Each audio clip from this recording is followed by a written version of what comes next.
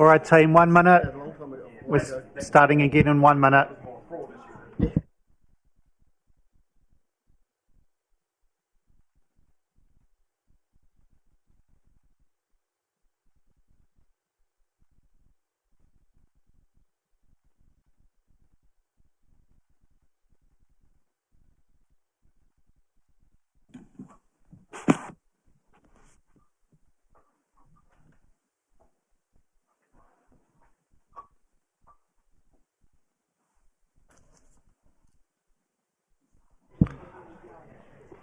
All right, team, we've got Councillor Halliday heading back to the table. Councillor Pravanov is on her way back.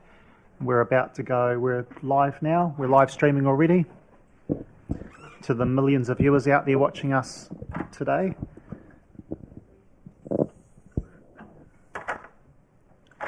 All right. So, look, we're just heading back into the agenda. We're on to item number 8.5, found on page 50. Which is the submission around the procurement rules. We've got with us today Steve Bickers. You would have recalled Steve has been in the council before and presented to elected members, specifically around procurement. Steve also assisted the council around the procurement for the independent, Martin Jenkins independent review. So good to see you again, Steve. You're in Tauranga, yes? Yes, that's right. That's right. Welcome, and I'm just going to hand it over to you to walk us through the report. Thank you, Mr. Chair, and hello everyone in the room. Well, the government procurement rules have been around for a couple of decades now in various different forms. Initially, they were established by the government to help New Zealand honour its international treaty obligations, and we're really mainly focused on open competition requirements. But in more recent years, they've broadened in their scope, and they deal with a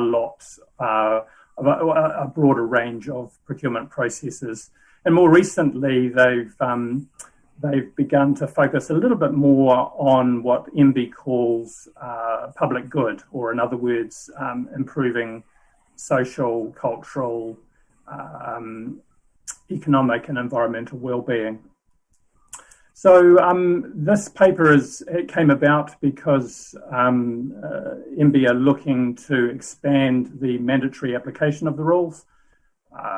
At the moment, councils are only encouraged to apply the rules, not required to apply the rules. And so there's a number of reasonably significant implications for council, which are detailed in my report, if this were to come about. So that's probably all I need to say in terms of the background. I do have a small update to give you. I was in discussion yesterday with the author of the SOLGM submission, Raymond Horan, and he was able to share with me his final submission, which is not currently public because it's still going through the SOLGM internal improvement approval process. But he was able to share it, and I've had a chance to review it, and I can confirm to yourself, Mr. Chair, and the councillors that there are a few minor changes between the draft report and the final report, but nothing that significantly changes SOLGM's key messages. So open to questions. Thank you very much, Steve. And look, could you just clarify, are you aware of the other councils around the country's response to this? Have you been speaking with other councils of this, share a similar view around the recommendations we have?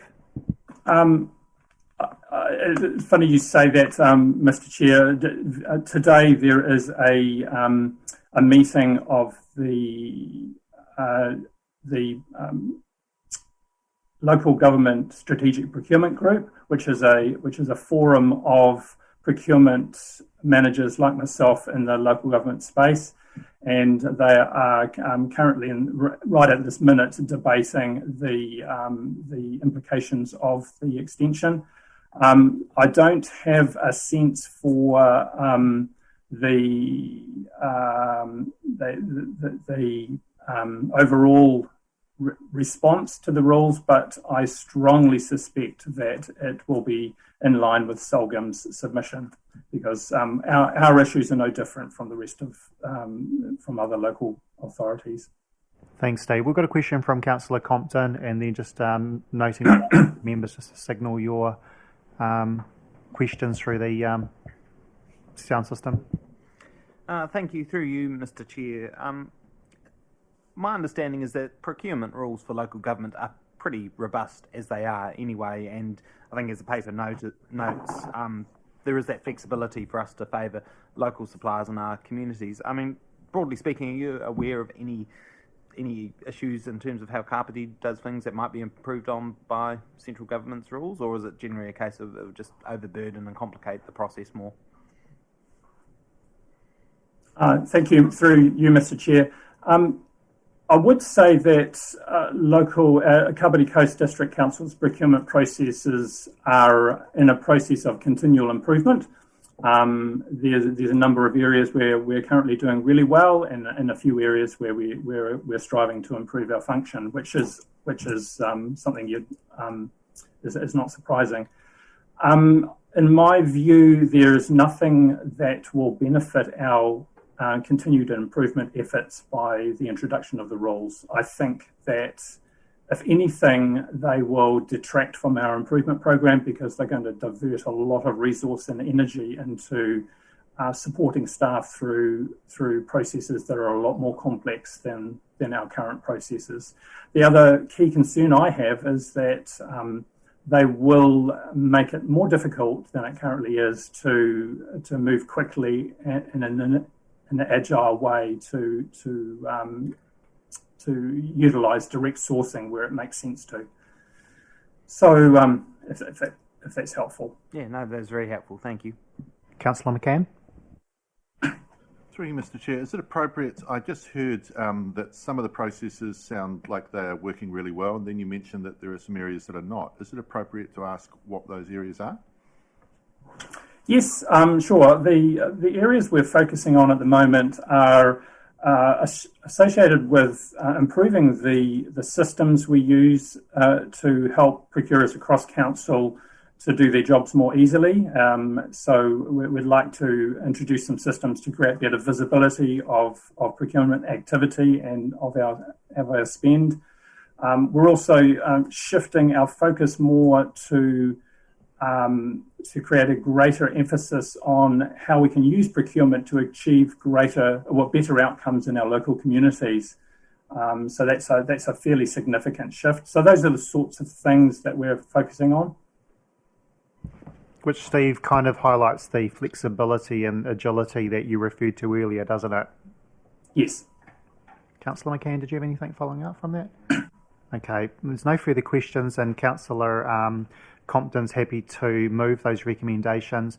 Councillor McCann is happy to second them. Steve, thank you very much for your time in introducing the report and being available to answer questions. Good to see you again. Councillor Compton, right of introduction. Yeah, I just want to compliment SOLGM on putting this together. I think one really important point they note in their submission was around the consultation process that MB undertook back in June, where they literally gave SOLGM 2 days to respond to the draft cabinet paper, and hadn't actually had any discussions with them beforehand. And it sort of feels like a lot of this could have been addressed had they actually opened up the table. And there's a further point that when this went back to cabinet, there was no mention of any feedback from the sector, which they had got. So it concerns me that MB's pursuing a process that seems to ignore any feedback they're getting. So sort of fingers crossed that they're able to get some traction in this final stage, because I think the point that Steve was making is that, yes, we're doing pretty well. There's areas where we're making improvement, but actually we are focused on doing that, and there's stuff that I think has been mentioned in terms of the independent review, and that we have those programs in place to address any, they're not necessarily shortcomings, they're just areas where we can do better. And that ability for local authorities around the country to actually move quickly on things and not go through more onerous processes, I think, is really important. And when we look at the government is pushing more responsibilities onto us across the board, enabling us to still have flexibility to go on and get the job done, and we think about the COVID-19 response, having that flexibility was hugely important to local authorities. So, commend Steve and SOLGM for putting this together, and fingers crossed they get listened to. Thank you, Gwen. I don't see any further names up on the screen, so I'm going to put that to the vote. All those in favour say aye. Aye. Against? That is carried. Once again, thanks very much for joining us, Steve. Okay.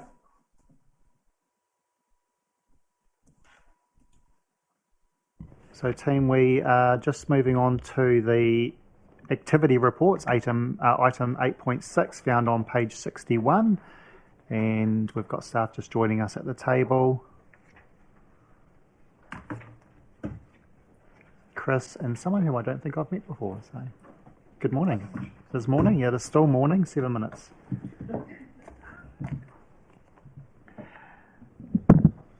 So, team, we're on page 61. The activity reports are a big section of the paper, and Chris and the team, and maybe Mark in the background. Yeah, he might be here. Yeah. Okay, are going to just sort of walk us through this. So, I'm going to hand this over to you, Chris. Thanks. And Good your morning, colleague. everybody.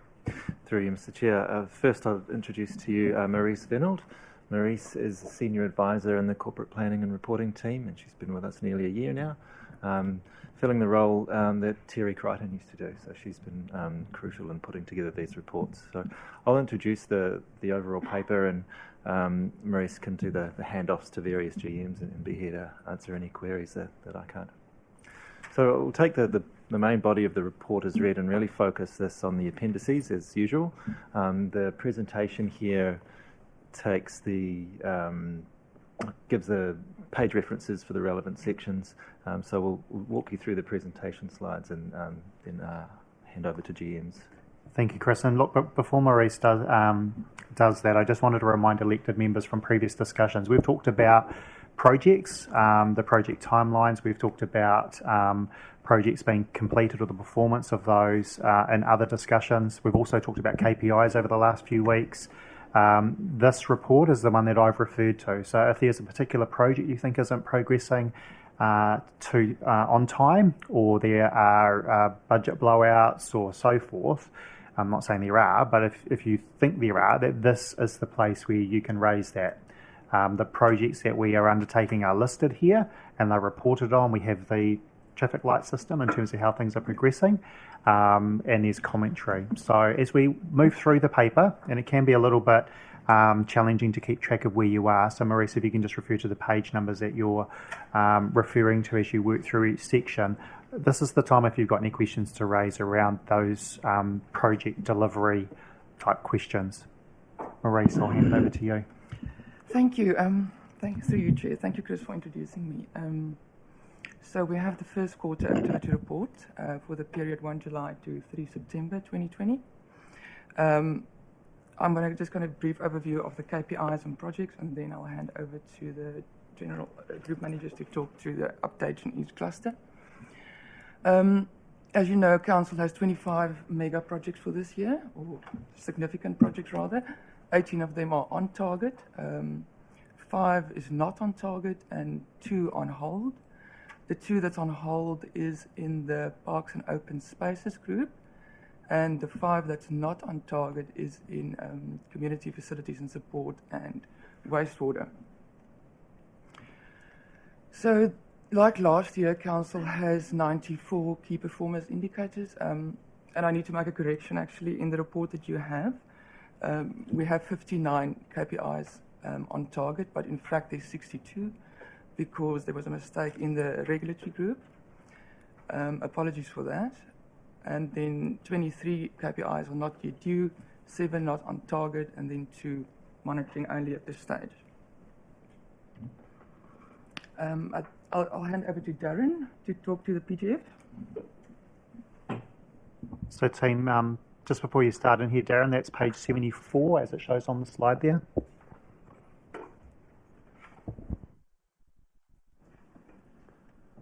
Sorry, Darren, just before you start there, and my apologies, I see that I've got a couple of names up on the screen already, one from Councillor Randall. I should have clarified as we went through, if we can move through the sections, and then once the group manager has introduced the section, then we can take questions. Councillor Randall, if you've got any questions from anything Maurice raised, those topics will all come through the different sections. So if you can just hold that thought, and if it's regarding parks and reserves or whatever, as we get to that particular category, you'll have the opportunity to raise that. Are you okay with that? Thank you. So over to you, Darren. Thank you, and through the chair.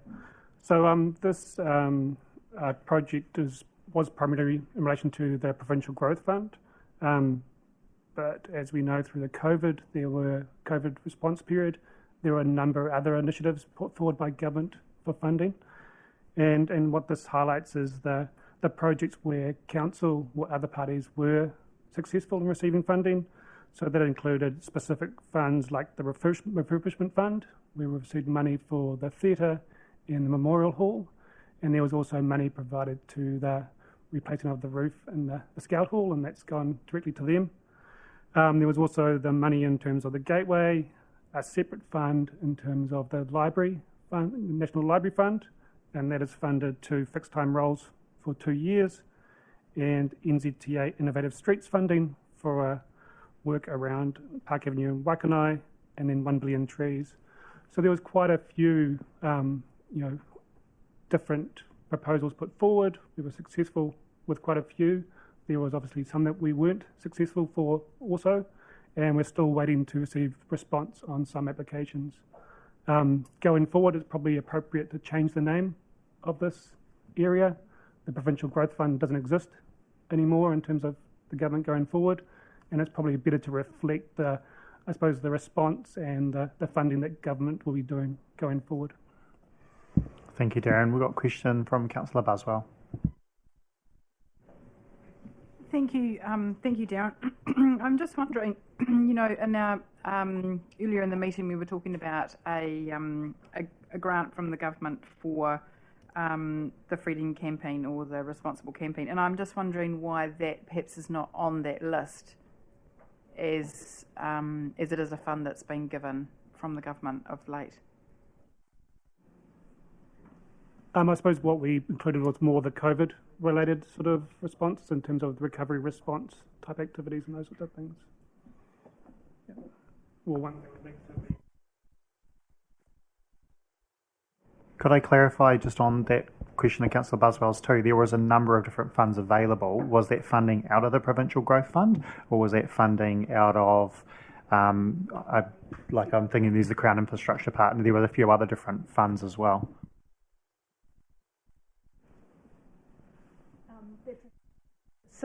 Thank you. It's a specific responsible camping fund of $8 million, which the government has made available, so it's not tied to COVID. And I've got Councillor Buswell. That was the end of that question. Okay, I have Councillor Compton. Thank you. Through you, Mr. Chair. In terms of the 1 billion trees program and the 37 hectares that's being planted there, in terms of native plantings, is that something that we could potentially work into the emissions trading scheme and use to offset council's carbon emissions as we go towards being net carbon neutral by 2025? Yes, I understand that's been included in that work. Yeah, and that was considered as part of that request. Was that the only question you had? Councillor McCann. Kia ora. Through you, Mr. Chair. I just want to make sure that we're going to cover the gateway later as per the report, in which case I'll leave the question for there. But with the Provincial Growth Fund, or whatever we'll call it in the future, are councillors going to have access to some of the applications that weren't successful?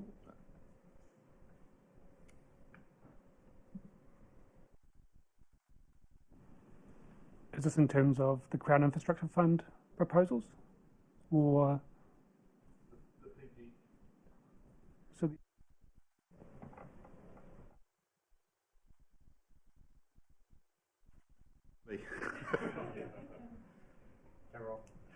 just in terms of the applications that were put to either PGF or any any of those, sorry, I'm now writing on my computer. Any of the applications that were put forward, are we as councillors going to see the ones that were unsuccessful? So in terms of the PGF, the only one put forward was the Gateway proposal. Sean, do you want to comment in terms of the Crown Infrastructure Fund? Sure. So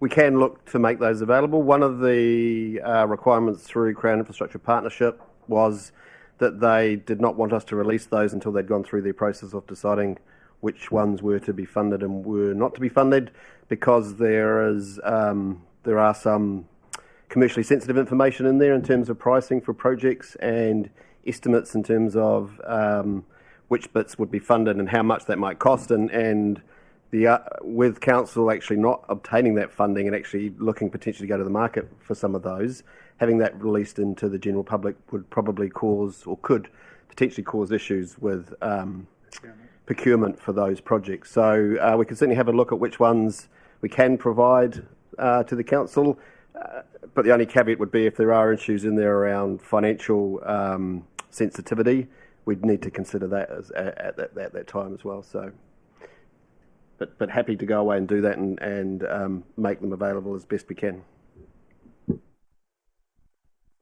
Was that all, Councillor? Councillor Halliday. Just building on Councillor McCann's comments there, and just perhaps getting some clarification from him as well. Are you, Rob, talking about the applications that were made or the responses that came back, sort of scenario? Because in regards to what you're talking about, Sean, would that information be in the applications that were made? Yes. So the responses that we've received would be limited to probably a single page email that says no. So there was no, we have not received any substantive breakdown as to why an individual project wasn't successful. I think we had one email that had all of the projects on there that just stated that you were not successful in your application. That's the extent of the feedback we've had. Councillor Randall. I just have to agree with Councillor McCann, and I think this information should be made available to us rather than having to write letters, especially to the Ombudsman. I mean, the Ombudsman has made certain rulings in the past, and I would like to invite council staff to consider those rulings as well. Did you have a question? A statement. That's a good question time. You can do your statement and debate. There was a question mark at the end of my statement. Thank you, Councillor Randall. Councillor McCann, your name is still up on the thing, so are you wanting a... Why not? Oh, no. I didn't have another question, but obviously it's interpreting my brain.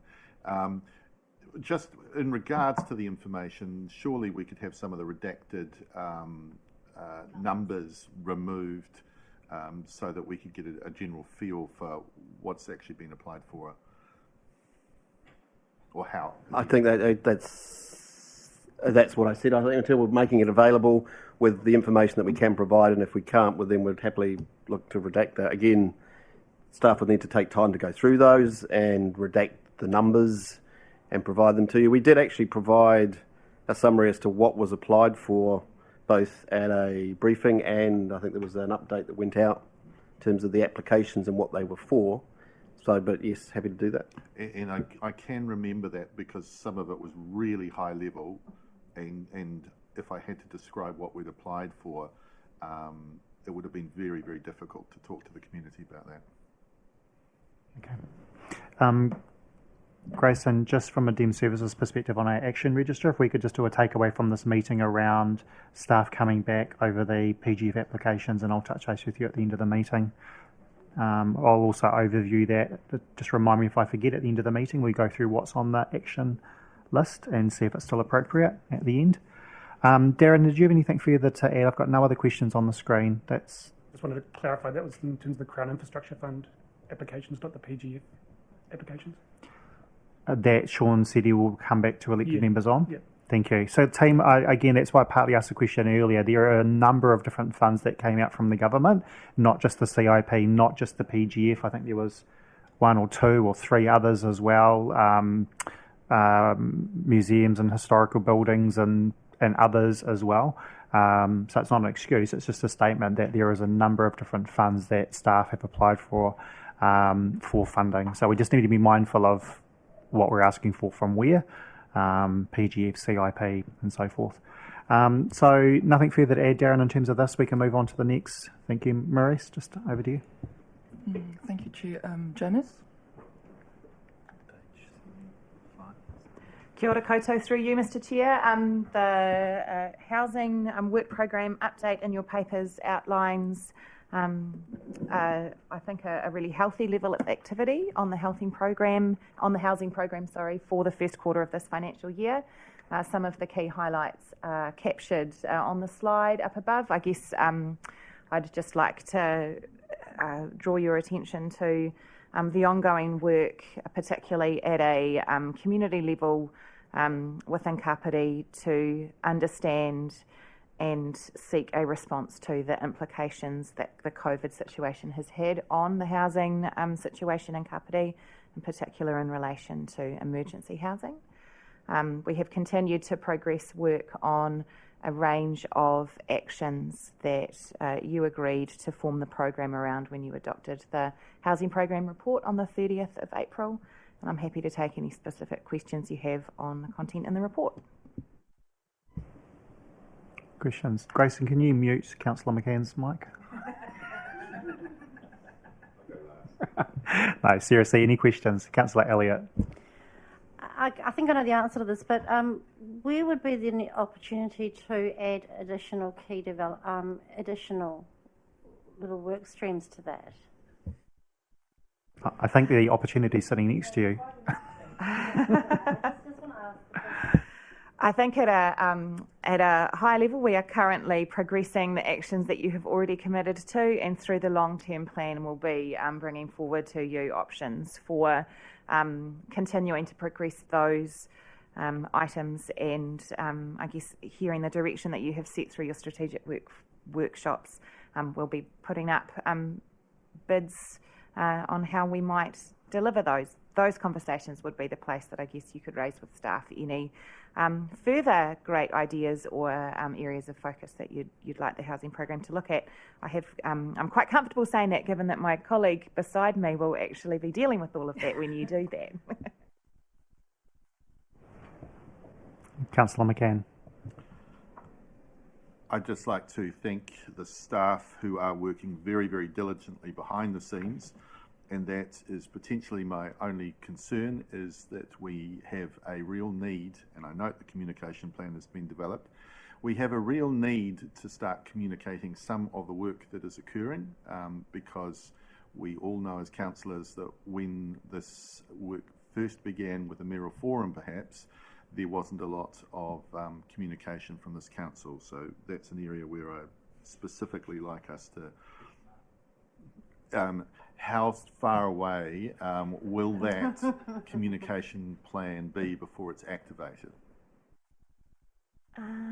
So I guess to answer that, the communications planning for the housing program is being aligned with the communications planning for the growth strategy, the regional growth framework, and other related matters at the moment. But I expect to be able to give you an update at our next portfolio catch-up, Councillor, about the timing for that work.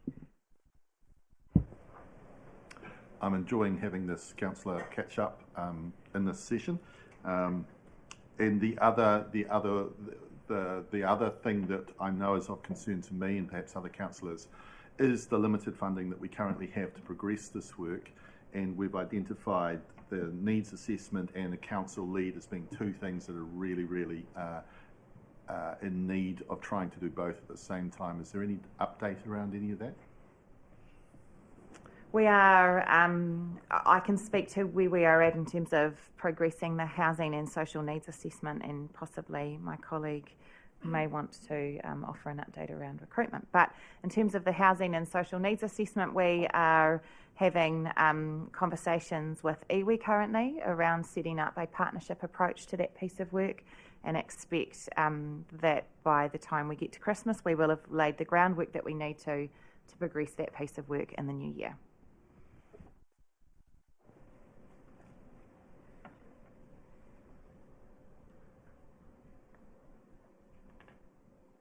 I think we're waiting for Natasha. Yeah.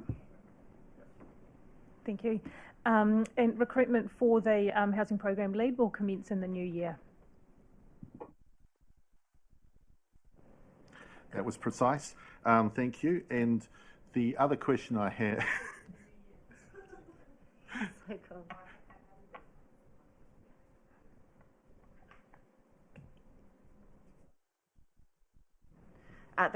The context to that is that at this time of year, you get to the point where you have to stop recruitment because it is the wrong time of year to be recruiting. And we have essentially reached that point for roles now. If they are not in the market at the moment, they will need to wait till the new year.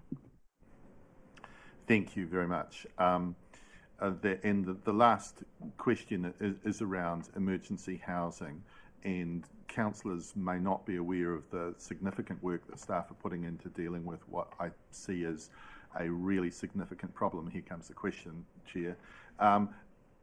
Are staff confident that we are going to be able to assist in this area? I will just note that I guess we're now moving to talk about things that are happening in the current quarter rather than the previous quarter, but I'm happy to provide an update that staff continue to work closely with a range of organisations within the community that are working on solutions for what they anticipate will be an increasingly difficult situation in relation to emergency housing as we head into Christmas. That is an area that central government agencies will primarily need to find solutions for. We have a group of organised and committed agencies locally who are ready to work, and council staff will continue to do what we can to facilitate, enable and support those groups in their ongoing conversations with the relevant central government agencies. Thank you very much. And I do note that I brought that up because you added it to your own key developments, so you opened yourself up for that question, I think. Thank you very much for the answers. Councillor Compton. Thank you. Through you, Mr. Chair. On page 76, at the top of it, there's a discussion about a 4.8 hectare site on Raumati Road that's surplus by Wakakotahi. I'm aware that they had surplus stuff down in Raumati South off Poplar Ave, where there's discussion about whether that was suitable at the southern end of it for housing, because the northern end, I think, might have had an old tip site on it. So what's the actual land in question there? Because I was just looking at the map trying to figure out where exactly 4.8 hectares would fit in. Because there's a few things that are sort of in the wetland management. That I guess speaks to the size of the whole site, but as you acknowledge, there will be potentially sections of it that will be constrained. But it is the land on Raumati Road where the Pony Club used to be, and loops quite far back onto Kiwi Road. Thank you. Just a couple of questions from me on that same page, page 76. It refers to staff meeting with TPK, supporting local iwi in their housing space. And staff offered to work alongside TPK and iwi to support development of housing on Māori land. Mm-hmm. Is there any way that we can move that forward faster? Or is that moving at the pace it can now? The wording there doesn't allude to furthermore actions out of that. So the conversation with TPK was really to make sure that the council and TPK were aligned in terms of their understanding of the role that each organisation plays in supporting iwi in terms of their housing aspirations. They are quite different roles. If your question relates to could we move more quickly to support specific initiatives, is that and look, I'll be direct. We obviously know in Otaki there's a block of land that they are wanting to develop, and is it a case where we can push TPK to support them more around looking at the development of their land? I think that we continue to have conversations with several iwi and hapu around specific housing initiatives. It would not be inappropriate for some council staff to advocate to TPK around those pieces of work, but that would have to be at the request of the landowners involved. But certainly through our iwi partnerships team and other staff working on the housing program, we're up for playing that role. Thank you. And the next one is on the bottom of page 77, where it refers to a housing development application to CIF and that it was unsuccessful. Can you tell us more about this application? That was in relation to land in Raumati Road that we believed had potential to help resolve some of the housing issues within the district. And so obviously the answer there to government was no. Was there a explanation given, or just the short email that Sean refers to with no? It might have been slightly longer than just no, but there was no concrete information. It was referred off to different processes, but still has not progressed in terms of what was proposed in that application. Thank you, Janice. Councillor Elliott. Thank you. Janice, with regard back to page 76 and the discussions with iwi and TPK, are the current council consent and planning rules a barrier to some of the proposals, or are they allowing these ideas? I can give a high-level answer, but one of my colleagues may like to add more. As an example, papakainga is allowed for within our existing planning framework, but we have received feedback that improvements could be made to make that an easier process to navigate. I don't know if Natasha or James would like to add anything.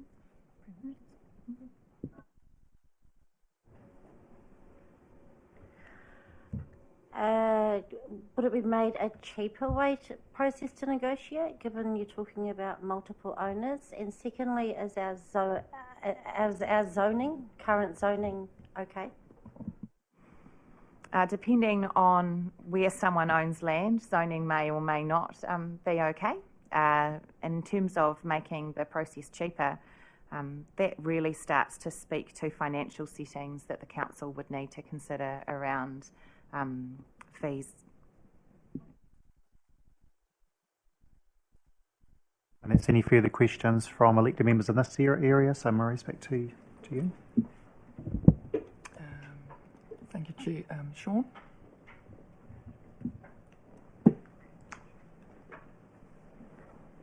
So the Coastal Adaptation Program, so really so Jacobs have been engaged to undertake the coastal science and engineering services, but that's sort of regarding bullet point 2. We're continuing to work with Greater Wellington Regional Council. Dr. Ian Dorr is actually on the co-design working group, so he's heavily involved in that process. So the co-design working group, there's actually a report coming back from that group to the 3rd of December meeting, strategy and operations meeting. So they've finished their work in terms of defining the scope for the community assessment panels and provided a report, and so that'll be coming back on the 3rd.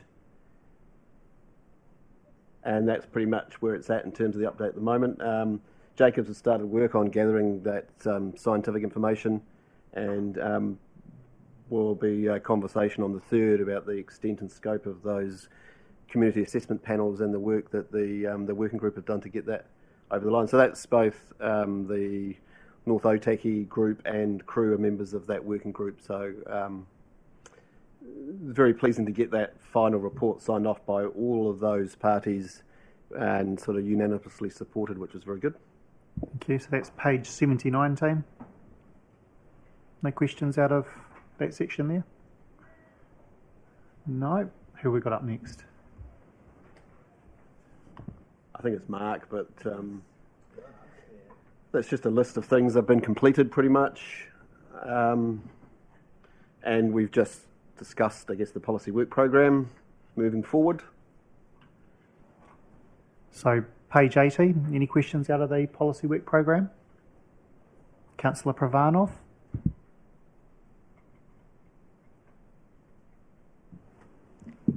Thank you, Mr. Chair. So it's great to see that the economic development strategy has now been completed. So I'm just interested to know what pieces of work are coming out of that, and in particular, there have been discussions around tourism initiatives. So some of that sort of, some of those initiatives might have been set up in this time frame, but no doubt there will be new stuff coming along as well.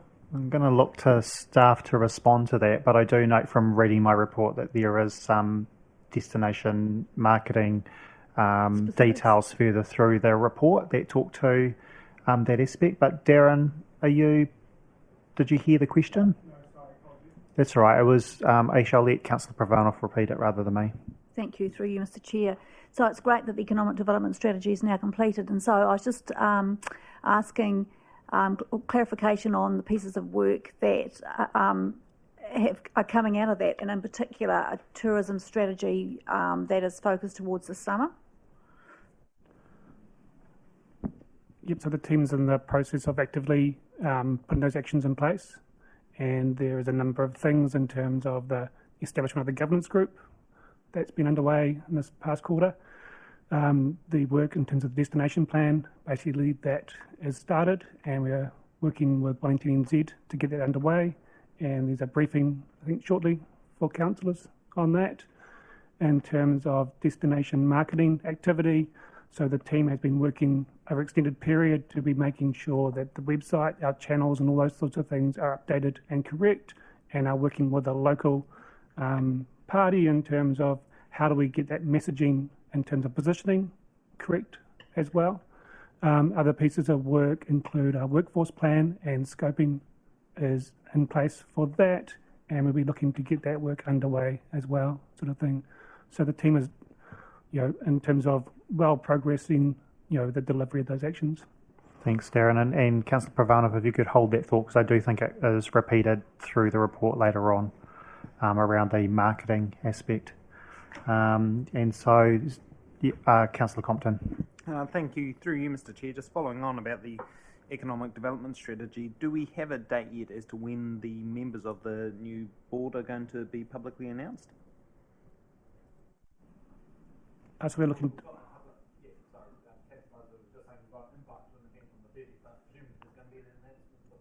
That's correct. And so the members of the board would basically, on the 30th, the members of the board would be there and publicly announced as part of that. Yep. Fairly long gap between when they were offered the roles and when there's a public announcement. Through Chair,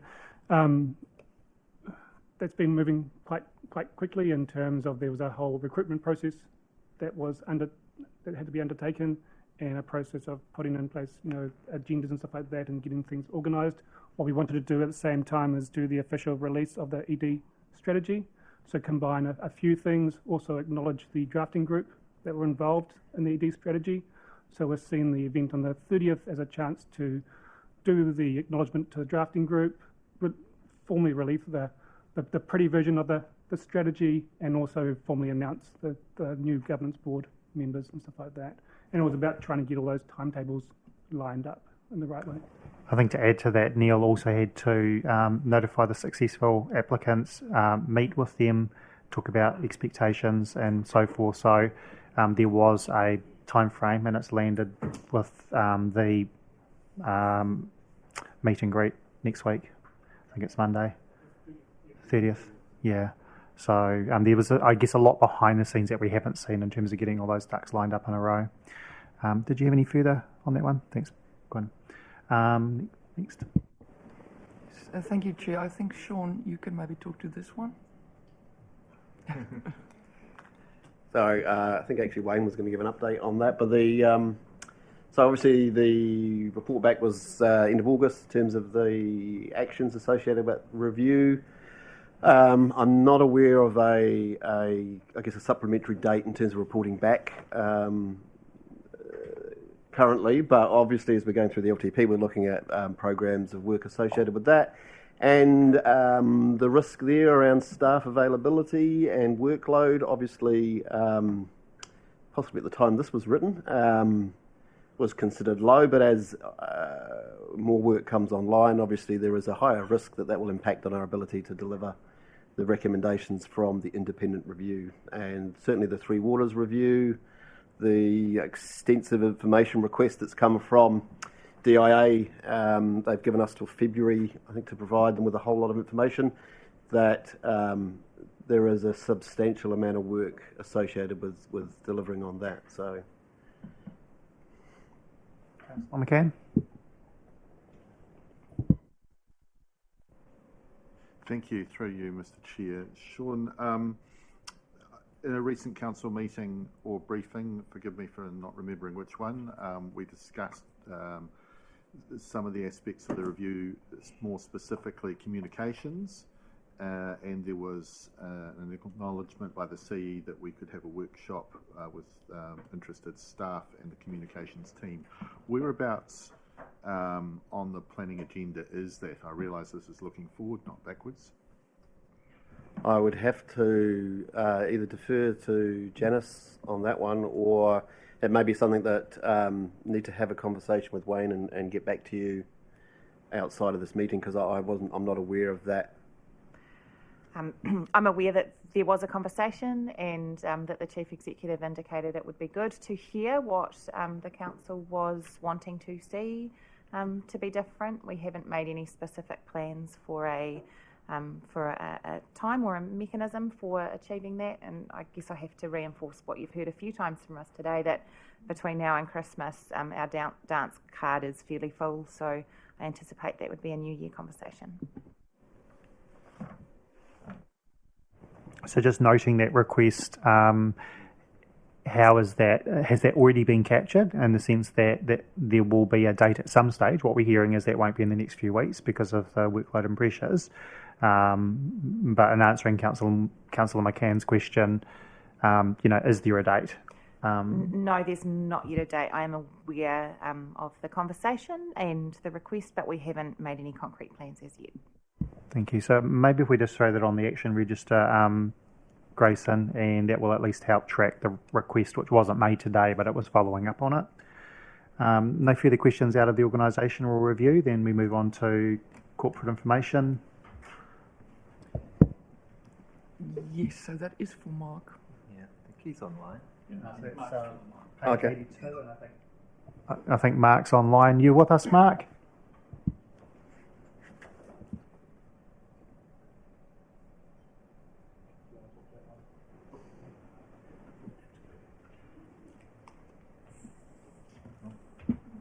Oh, yeah, Mark's here with us. We just can't hear him yet. Through you, Mr. Chair, can you hear me now? Can hear you now, Mark. Wonderful. So, look, the next slide is mine to talk to you about. It relates to the corporate IT project. So I'm referring to page 82.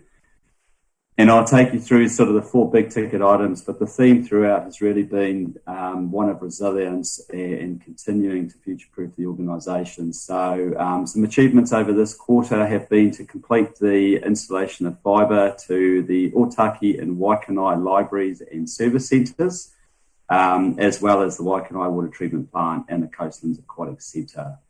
The second big thing to report back is we have implemented a new phone system.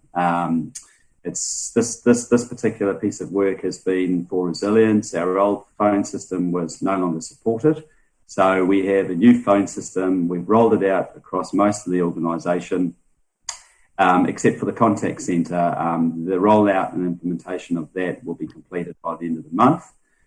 This is whereby our staff essentially, phones for staff are actually through their computers, whether it's desktops or laptops, and it just certainly helps with resilience. So if you need to work from home, you can still actually make calls, be contacted. So this was a huge project. It is. There are still some teething issues. We do need to circle back and do some more training, and just make sure that those that need headsets have those headsets in place. So significant change project. big piece of work, and we're just working through a couple of small teething issues to make sure that everyone knows how to use that system and are using it as efficiently as possible. The third sort of thing to report back is we've been working with Democracy Services, and we've set up a service level agreement whereby the digital solutions team, which is the IT team, will be looking after the IT needs of all elected members. So again, that's still quite fresh. And we're still working through a number of issues, but to have the IT team directly supporting elected members' IT needs is going to be beneficial for all parties. And then lastly, we have now actually completed the accounts payable automation project. Yet again, this is a significant change project that the team have worked in collaboration with other parts of the organisation. We've effectively replaced a archaic, very manual, inherently risky process, and we've got a fantastic platform now to make sure that we can pay our suppliers more efficiently. Our frontline staff can focus on what they need to do.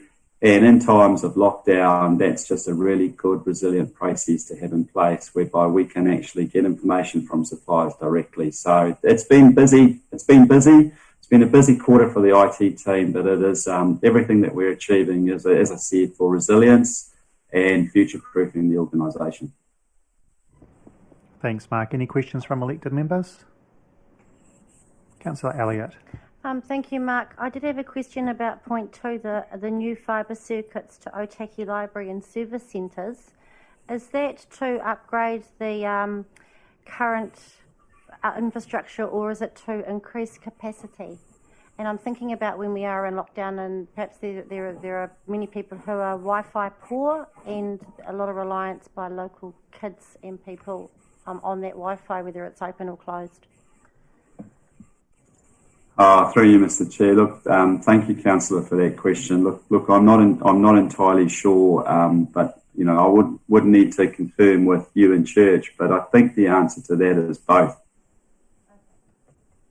Thank you. Councillor Pravanov. Thank you, Mr. Chair. So thank you, Mark, for providing a bit more detail. So it's interesting. So in relation to the new phone system that's been rolled out to council staff using their laptops, is that an option for elected members as well? Through you, Mr. Chair. Look, I don't believe that's an option at this stage. What we are doing is just to make sure that the organisation itself, that the rollout is effective. I can certainly check in with with you in church, our Chief Information Officer, but at this stage I'm not aware of rollout to elected members. Thank you, Mark. That appears to be all on that one, and we just have one more up, and then we're going to break for lunch, team. So I think we've got the Kapiti Gateway project up next. Yes, that's correct, Chair, and that will be Darren on page 83.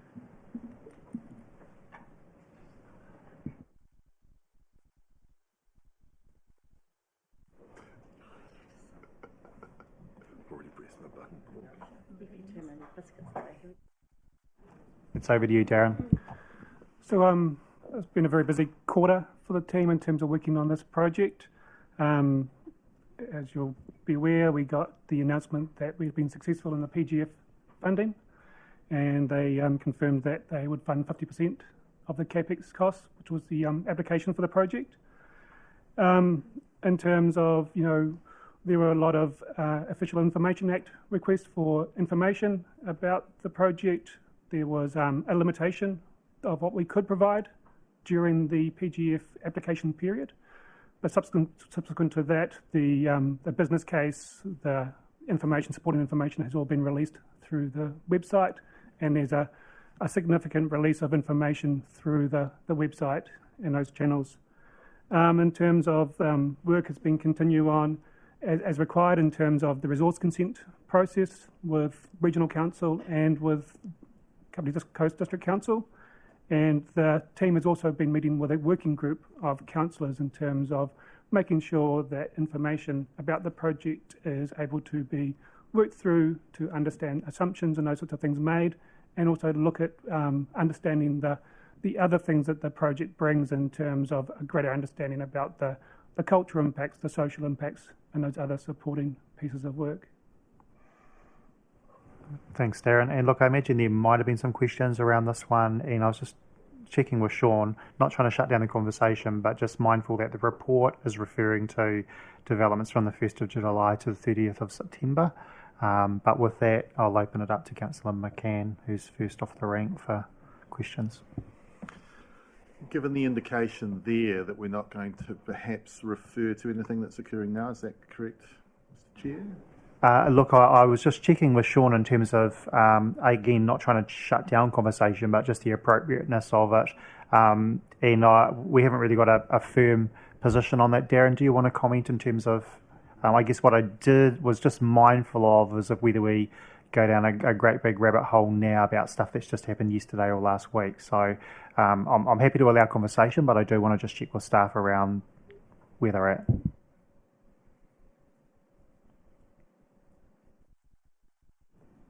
And probably both Natasha and I can talk to this, but I think it's probably better for us to come back separately in terms of where things are. I think it's probably easier for us to update the council in terms of that. Okay, so if you've got questions specifically to the paper as it was presented, what I'm hearing is if elected members have more relevant questions more recently, that's through the working party, and then I imagine that there'll be an appropriate time back at this council table to ask the questions more publicly. So with that, Councillor McCann, do you? Yes. Noting the parameters you've put on the discussion, which, Mr. Chair, I do note are slightly different to the parameters that we've had throughout discussing, for instance, housing, when we were allowed to move slightly out of the time frame. I'll phrase this question as you are asking me to. Is the council staff, do they see the results with the working group of councillors? Do they see that as on track, given what was envisaged?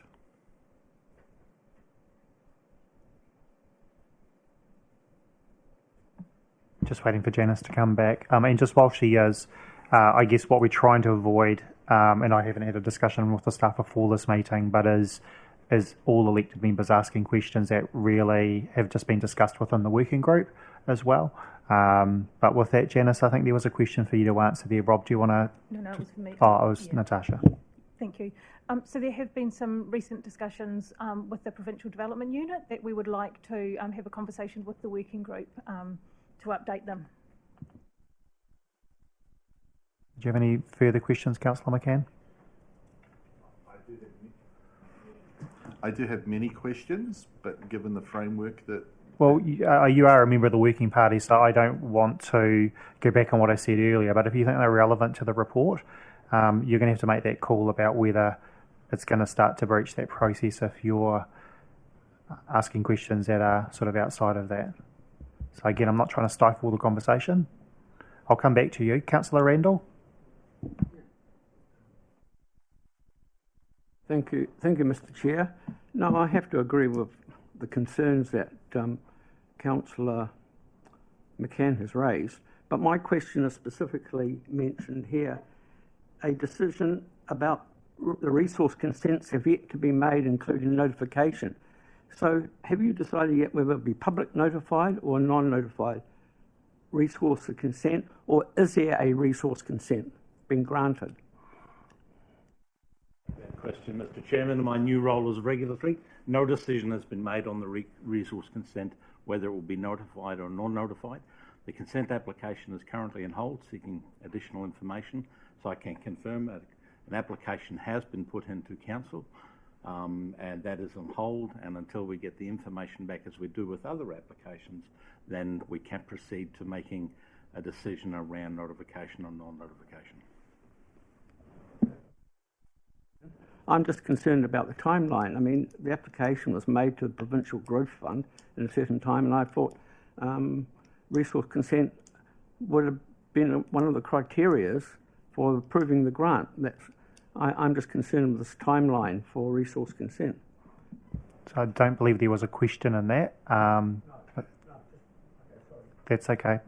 Councillor McCann. Sorry, I just made an assumption you jumped back in there, Councillor Elliott. Thank you. My question is similar but different. Did the criteria around the fund acceptance have any time limitations for the development, or for us to deviate from the stated timeline for the project? I mean, basically, is there a point where you're going to say you can't have the money, you haven't started? So there is some timeframes that we need to work to, and that's what we want to have further discussion about in terms of the working group and updating that situation. Yeah. Councillor McCann, had you... I can see you there. You're further down the list now. Councillor Buswell. Just referring back to the resource consents, is that including the resource consent through Greater Wellington Regional Council for the stream development? Because I understand that there is some timeframes around that, and it's a sensitive area for Inanga, particularly after May. So the only time that they can work on that stream is between February and May. So I'm just wondering if GWRC have given us a resource consent or anything. As I understand it, the resource consent application for that work has been received, and there is a time frame where that work should be undertaken, so that in the year. Councillor Compton. Thank you. Through you, Mr. Chair. In terms of the second risk identified around a paper being prepared for Council on the decision on next steps, the timeline for that paper is dependent on those what you're referring to before in terms of coming back to the working group of updates and all that. So, yeah, cool.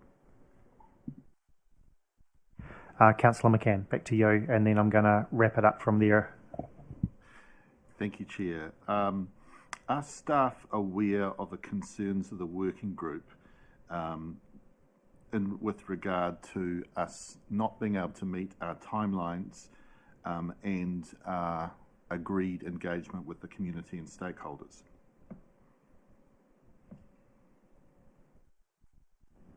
Yes. Yep. Thank you, team. So look, I think we've had a good crack at that one. I can't see any other names coming up on the screen.